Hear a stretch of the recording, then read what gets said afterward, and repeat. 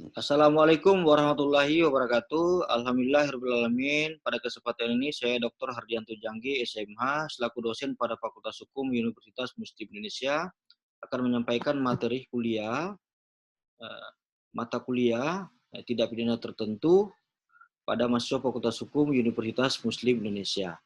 Baik ya, saya akan menyampaikan materi kuliahnya, yaitu materi kali ini adalah tentang kejahatan terhadap kesusilaan. Nah, sebelum kita mengulas tentang bentuk-bentuk kejahatan kesusilaan yang diatur dalam hukum pidana Indonesia, saya akan menyampaikan beberapa hal yang menjadi bentuk perilaku pelecehan seksual yang terjadi di masyarakat.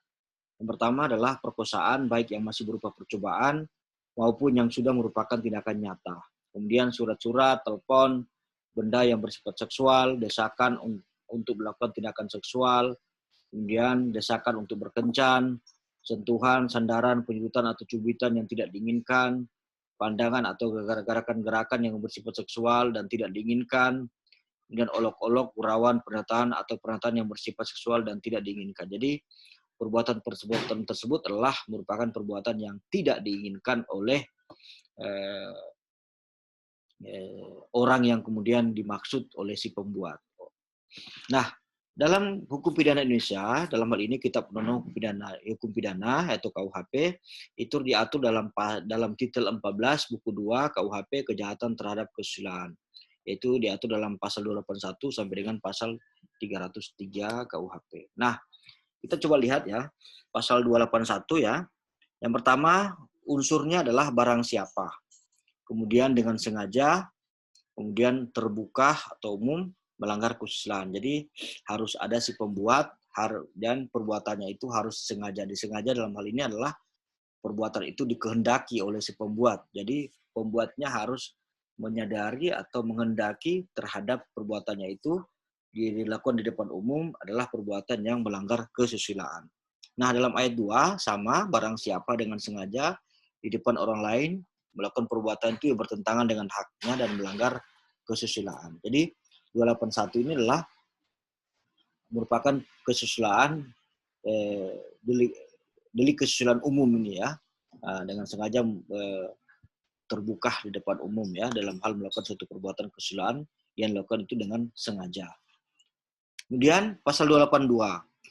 Barang siapa, yang pertama barang siapa ini harus ada si barang siapa ini bisa dikatakan pembuat atau si pelaku ya, menyiarkan atau mempertunjukkan atau menempelkan. Jadi perbuatannya itu adalah menyiarkan, mempertunjukkan atau menempel, menyiarkan, mempertunjukkan atau menempelkan di depan umum ya. Di depan umum tentang apa? Tentang gambaran atau benda. Contoh mungkin lukisan atau gambar tentang sesuatu ya, objek sesuatu yang kemudian ditempelkan di depan umum yang telah diketahui isinya. Jadi si pembuat ini mengetahui bahwa isinya itu adalah benar-benar tindakan yang melanggar asusila, asusila ya. Jadi dalam hal ini mungkin foto bugil kepada seseorang atau apa ya, yang kemudian dia uh, sampaikan di depan umum dalam hal menyiarkan atau mempertunjukkan atau menempelkan di depan umum. Nah, ayat 2-nya, kalau tadi ayat 1 harus diketahui oleh si pembuatnya, harus diketahui isinya oleh si pembuatnya, namun di ayat 2 si pembuatnya tidak perlu mengetahui isinya. Jadi itu perbedaan antara pasal 282 ayat 1 dan ayat 2. Kemudian pasal 283 unsurnya adalah barang siapa menawarkan, memberikan ya, terus maupun untuk sementara waktu ya. Jadi perbuatannya itu harus ada menawarkan, memberikan dalam hal ini terus atau sementara waktu, menyerahkan atau memperlihatkan. Ya ini tulisan, gambaran atau benda di mana tulisan atau gambaran itu adalah melanggar kesusilaan.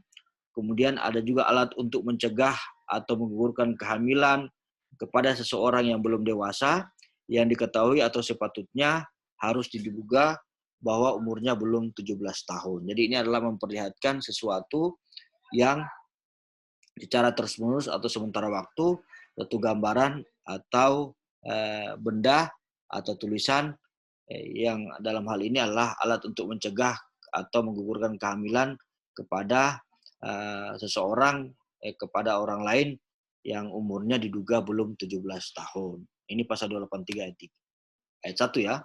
Kemudian pasal 283 ayat 2, barang siapa membacakan isi tulisan. Jadi kalau hanya tadi adalah memperlihatkan, kalau ini adalah membacakan isi tulisan, melanggar kesusilaan, yaitu jika di muka umum yang belum dewasa, jika isi tadi belum telah diketahuinya. Jadi adalah kalau yang satu adalah sekedar untuk menempelkan, menyiarkan sesuatu tulisan, kalau ini adalah membacakan isi tulisan di pasal 283 ayat 2. Kemudian pasal 284 ini sering terjadi ya, sering ada perbuatan-perbuatan ini sering diproses ya. Pasal 284 KUHP ini pasal 24 KUHP ayat 1 ke 1A, seorang pria yang telah kawin melakukan opersal berkaitan dengan pasal 27. Nah, jadi gini maksudnya. Seorang pria telah menikah atau mempunyai istri ya secara sah dan kemudian melakukan suatu perbuatan persetubuhan dengan wanita lain. Entah itu wanita belum menikah atau telah menikah, maka kenanya ini di pasal 284 ayat 1 ke 1A. Kemudian pasal 284 ayat 1 ke 1B, ini seorang wanita, kalau tadi yang pertama adalah seorang pria, kalau ini adalah seorang wanita. Pasal 27B itu adalah berkaitan dengan suatu hal perkawinan ya. Nah, berkaitan dengan pasal 27B yang telah kawin ya, melakukan gendek opersal, ini gendek itu adalah melakukan persetubuhan. Nah, ini seorang pria yang telah kawin melakukan, atau seorang wanita dalam pasal 1 ayat 1 ke 1B. Ini seorang, kalau ayat 1 ke 1 ayat 1 ke 1A itu adalah pria, ayat 1 ke 1B itu adalah wanita. Kemudian pasal 24 ayat 1 ke 2A ya, ayat 1 ke 2A ini seorang pria turut serta melakukan persetujuan mengetahui yang turut bersalah itu telah kawin. Jadi contoh seorang pria bujangan kemudian melakukan persetubuhan dengan seorang wanita yang telah menikah, maka ini kenanya di pasal di ayat 1 ke 2A. Nah, ini kemudian ayat 1 ke 2B ini sama tadi ayat 1 ke 2A, namun di ayat 1 ke 2B ini adalah seorang wanita yang melakukan persetubuhan dengan seorang pria ya, dengan seorang pria. Dengan seorang pria yang telah menikah. Nah, ini adalah perbedaan di pasal ayat 1 ke 1 dan ayat 1 ke 2. Nah, kalau tadi ayat 1 ke 1 adalah pria atau wanita yang telah menikah. Nah, namun kalau di ayat 1 ke 2 ini adalah pria atau wanita yang belum menikah melakukan persetubuhan dengan seorang wanita atau pria yang telah menikah. Pasal 285, barang siapa dengan kekerasan atau ancaman ya memaksa seorang wanita bersetubuh di luar perkawinan diancam karena melakukan perkosaan. Jadi 285 adalah delik perkosaan, yaitu memaksa seorang wanita untuk melakukan persetubuhan dengannya, yang mana wanita itu adalah di luar perkawinan atau bukan merupakan istrinya.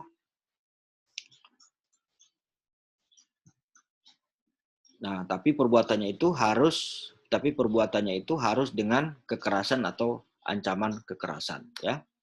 Kemudian pasal 286, barang siapa bersetubuh dengan seorang wanita di luar perkawinan dalam keadaan pingsan atau tidak berdaya. Jadi intinya adalah kalau tadi 285 itu secara umum, tapi kalau 286 ini adalah seorang wanita yang kemudian disetubuhi itu adalah yang di luar perkawinan itu adalah dalam kondisi tidak berdaya atau pingsan. Kemudian pasal 287, barang siapa bersetubuh dengan seorang wanita di luar perkawinan diketahui atau sepatutnya umurnya belum 15 tahun. Jadi ini adalah perkosaan terhadap anak di bawah umur. Ini pasal 287 ayat 1 ya. Kemudian pasal 288 KUHP, barang siapa dalam perkawinan bersetubuh seorang wanita diketahui atau sepatutnya belum waktunya untuk dikawini mengakibatkan luka-luka. Jadi seorang pria mengawini seorang wanita, tapi wanita itu adalah belum layaknya untuk dikawini atau umurnya masih di bawah umur, dan kemudian karena perbuatannya itu mengakibatkan luka-luka, dan kemudian ayat 2 itu mengakibatkan luka-luka berat, dan kemudian ayat 3-nya itu mengakibatkan kematian. Jadi istrinya itu anak di bawah umur ya. Nah, kemudian jadi beda anak di bawah umur dan anak belum dewasa ya. Di bawah umur itu mungkin batasnya 12 tahun atau 15 tahun yang kemudian ketika melakukan persetubuhan itu pasti akan mengakibatkan tadi luka-luka berat atau mengakibatkan kematian. Nah, pasal 289 barang siapa dengan kekerasan atau ancaman kekerasan memaksa membiarkan diketahui atas perbuatan cabul diancam karena melakukan perbuatan yang menyerang kehormatan kesusilaan. Jadi barang siapa dalam hal cabul ya, cabul tadi contoh dalam hal contoh ya, seorang laki-laki memegang pantat seorang perempuan atau memegang ini ya di buah dada seorang perempuan. Nah, diancam karena perbuatan yang menyerang kehormatan kesusilaan. Jadi seorang wanita tidak menghendakinya ketika disentuh pantatnya atau dipegang pantatnya atau dipegang buah dadanya, kemudian wanita itu tidak menghendakinya dan karena tidak dikehendakinya maka kemudian perbuatan laki-laki tersebut dilaporkan kepada pihak yang kepada penegak hukum ya. Kemudian pasal 290 barang siapa melakukan perbuatan cabul diketahuinya orang itu pingsan atau tidak berdaya. Jadi dalam hal ini ketika ada orang pingsan yang kemudian ada wanita pingsan kemudian seorang laki-laki itu tersebut kemudian memegang pantatnya atau memegang hal-hal yang sifatnya oleh perempuan itu tidak diinginkan dan perempuan itu dalam keadaan pingsan atau tidak berdaya. Nah, kemudian yang keduanya ini pasal 290 kedua ini adalah diketahuinya umurnya belum 15 tahun. Jadi ini adalah perbuatan cabul anak di bawah umur ya. Kalau tadi pasal 290 ke 1 perbuatan cabul oleh wanita yang kemudian yang belum yang dalam keadaan pingsan ya. Dan pasal 292 orang dewasa melakukan perbuatan cabul sesama kelamin. Jadi ini adalah perbuatan cabul sesama kelamin diketahui atau sepatutnya harus juga belum dewasa. Jadi ini adalah seorang laki-laki dewasa yang melakukan perbuatan cabul terhadap anak laki-laki yang belum dewasa ya. Kemudian pasal 293, barang siapa memberi atau menjanjikan uang atau barang menyalahgunakan pembawa yang timbul dan hubungannya akan melakukan atau membiarkan perbuatan cabul dengan dia belum dewasa. Jadi ini adalah contoh seorang laki-laki dewasa dalam hal melakukan perbuatan cabul kepada anak di bawah umur yang belum dewasa dan dengan cara menjanjikan atau memberikan sesuatu ya. Dengan cara menjanjikan atau memberikan sesuatu yang timbul dari hubungan keadaan. Jadi mungkin saja ada hubungannya sebagai paman, ada hubungannya sebagai kakek, ada hubungannya sebagai dalam ikatan kekeluargaan ya. Hubungan keadaan, melakukan membiarkan perbuatan cabul dengan dia. Nah, kemudian pasal 294 barang siapa melakukan cabul anak tirinya, anak angkatnya, nah ini sama ya.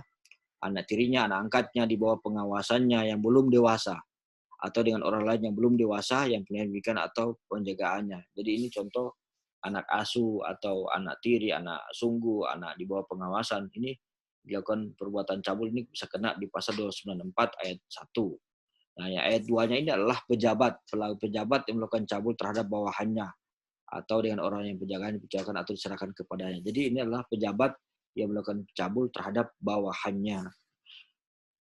Nah, kemudian pasal 295 barang siapa dengan sengaja menyebabkan atau memudahkan perbuatan cabul oleh anaknya, nah ini kepada orang lain ini, yang belum dewasa atau belum dewasa yang pemilihan, jadi menyebabkan atau memudahkan perbuatan cabul. Jadi contoh seorang ya, baik itu orang laki-laki dewasa maupun perempuan dewasa dalam hal anaknya atau anak tirinya atau anak angkatnya atau anak di bawah pengawasannya yang kemudian dibiarkan atau menyebabkan memudahkan terjadinya perbuatan cabul dengan orang lain. Ini pasal 295 ayat 1. Ayat 2-nya barang siapa dengan sengaja menghubungkan atau memudahkan perbuatan cabul dikecualikan ayat 1 yang belum dewasa dengan orang lain. Jadi ini yang tidak masuk dalam kategori ayat 1, masuk dalam kategori pasal 295 ayat 2. Nah, kategori ayat 1 itu adalah oleh anaknya, anak tirinya. Nah, kalau kategori ayat 2 ini adalah mungkin saja anak orang lain atau yang kemudian tanpa hubungan dengan dirinya. Ini masuk dalam pasal 295 ayat 2. Kemudian pasal 296, barang siapa dengan sengaja menyebabkan atau menggunakan perbuatan orang lain menjadikan sebagai pencarian atau kebiasaan. Jadi ini adalah eh, dalam hal perbuatannya itu membiarkan terhadap perbuatan cabul dalam hal untuk sebagai mata pencarian atau kebiasaannya. Ini 296 ya. Kemudian 297, perdagangan wanita, perdagangan anak laki-laki yang belum dewasa. Perdagangan wanita atau anak laki-laki yang belum dewasa. Ini diatur dalam pasal 297. Nah, oleh karena itu dari ulasan tadi, unsur-unsur yang ada dalam pasal dalam KUHP tentang kejahatan terhadap kesusilaan, sebagai bagian akhir dari penyampaian materi ini, saya akan menyampaikan tindak lanjut mahasiswa dalam beberapa pertanyaan berikut. Yang pertama adalah sebutkan sanksi-sanksi pidana, pasal-pasal yang telah saya sebutkan tadi. Sebutkan sanksi-sanksi pidananya. Contoh gini ya. Contoh di pasal 281. Nah, ini kan tidak ada sanksi pidananya berapa tahun. Nah, silakan kalian sebutkan sanksi-sanksi pidananya mulai dari pasal 281 sampai dengan pasal 297 ya. Pasal 297.